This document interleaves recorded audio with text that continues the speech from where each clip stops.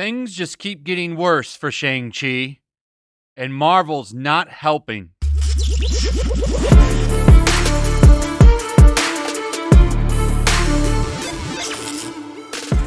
Shang-Chi is going to change the world, says Simu Liu. Shang-Chi and the Legend of the Ten Rings star Simu Liu says that the Marvel Cinematic Universe film is truly going to change the world. It's a real quote. This is a real quote. I don't think it's going to change the world. Is there a possibility that it's going to be a fun martial arts movie? Yeah, that's possible.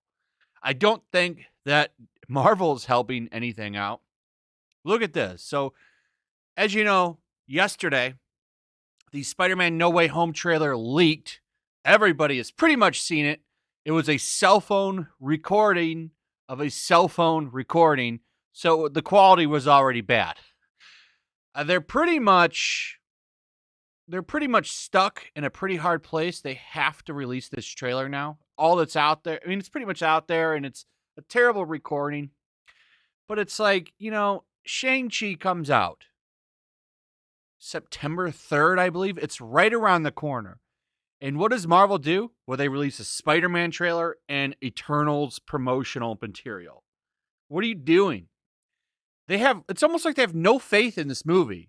And it's kind of funny to see. I don't think I've ever seen them do this before. Now, they might show a trailer for an upcoming movie during a movie as it comes out, but I've never seen them hype so much material as a movie releases. It's very strange.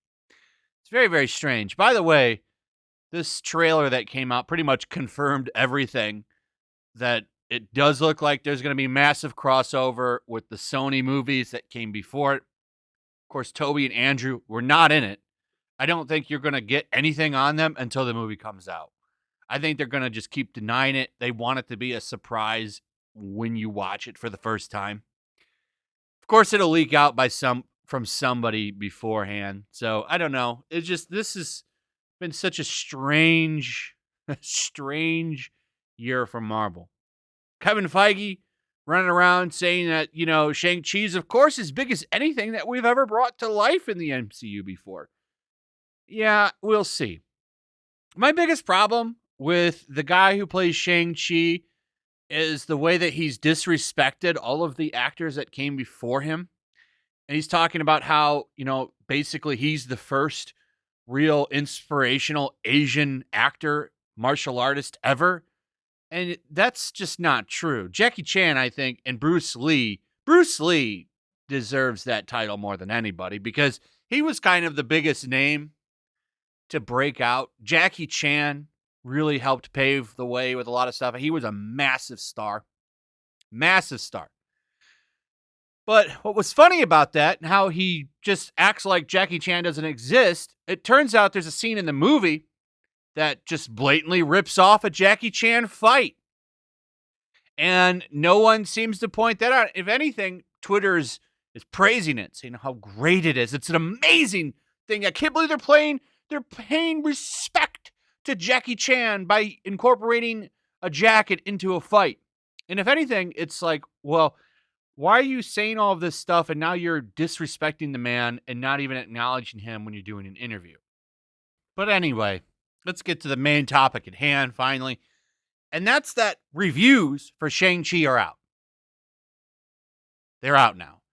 And of course, I'm not surprised at all. 56 reviews. It's at 93%. It's really funny to me. Do they ever give Marvel stuff a low review? I think What If is in the 80% area somewhere. But when the movies come out, it's like reviewers do their damnedest to pump them. Now, maybe this is a great movie. And if it is, I'm fine with it. Like I said in a previous video, I like martial arts movies. But, man, the marketing leading up to this movie has just been a disaster. From Simu himself and the things he said, which, I mean, come on. Saying that Shang-Chi is going to change the world is effing stupid. It's not going to change the world.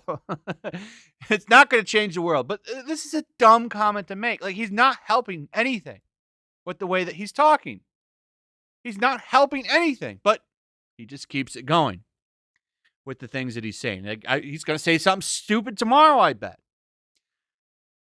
But, I don't trust any of these reviews, by the way. Don't trust any of them. I don't trust advanced reviews. I've said this before. I'll wait till the movie actually comes out when YouTubers and regular people can see it and talk about it. The audience score is going to be where the real test is for this movie. But here's what they're saying. It's a refreshing lift for the next phase of Marvel's world domination. You leave genuinely wanting to see more of Shang-Chi, even as we know we will be meeting him again soon. Here's another one. Even the film's fight sequences bristle with emotion as acts of flirtation, rage, or even love. Here's another one. Despite pacing issues, it delivers a huge, entertaining step in the right direction for Asian representation. So that's why we're giving it a good review. Like, this is one of the things that I've been saying. This is from Empire Magazine. They're giving it a 4 out of 5 because of representation, not because of story. They even say it has pacing issues, which is a huge problem. Okay? That's a huge knock. But because it has representation, it's automatically a masterpiece, a touching film. Wait, what? What? This is the problem with critics. This is why critics are out of touch. Here's another one. Shang-Chi certainly deserves credit as a groundbreaking step of representation in mega budget filmmaking. You just desperately wished that the terrain it treads upon didn't feel so safe. This guy gave it a 2.5 out of 4. Gave it a tomato. But still praised the representation. It remembers to have fun. It's a kick to watch, often literally, and the kind of popcorn movie summer is made for. That's a 3 out of 4. Enjoyable, even when the story fails to engage. 3 out of 5. Oh, look, by the way, it's Movie Bob. Of course, he gives it an 8 out of 10. Oh, Movie Bob, Bob Chipman. This guy, when he reviews movies, they make it to Rotten Tomatoes. Good Lord. Good Lord. Oh, here's Scott Mendelson, everybody's favorite Hollywood shill, giving it an 8 out of 10. Did you expect anything less?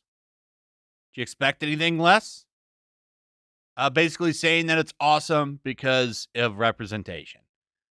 So it's getting high scores because of representation. And it's like, have you not seen the 3 million martial arts movies that exist? This is basically a martial arts fantasy movie, which could be good. Like, listen, I could be wrong. This could be a great movie.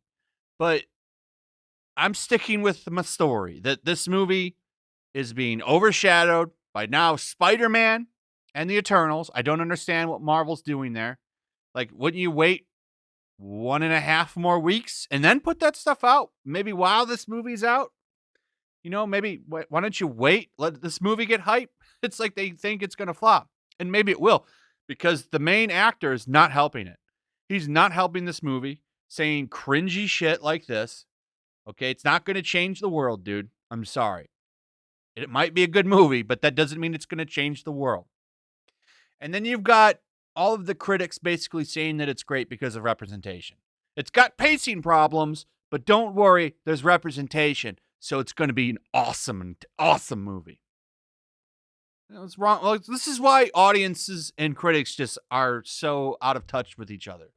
You need to get real people in here to review these movies and not lifeless bags from Hollywood.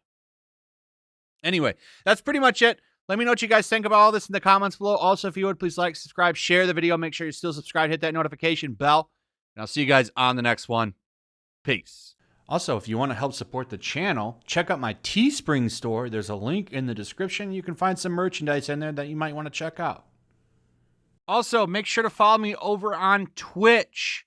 I do watch parties, play video games over there. They're always fun. Follow me over there and come hang out. Also, make sure you subscribe to YellowFlash, my other channel. There's a link to that in the description as well. I do a lot of live streams over there that I don't do on this channel. Usually smaller and a little bit more personal. So make sure you follow me over there and sign up.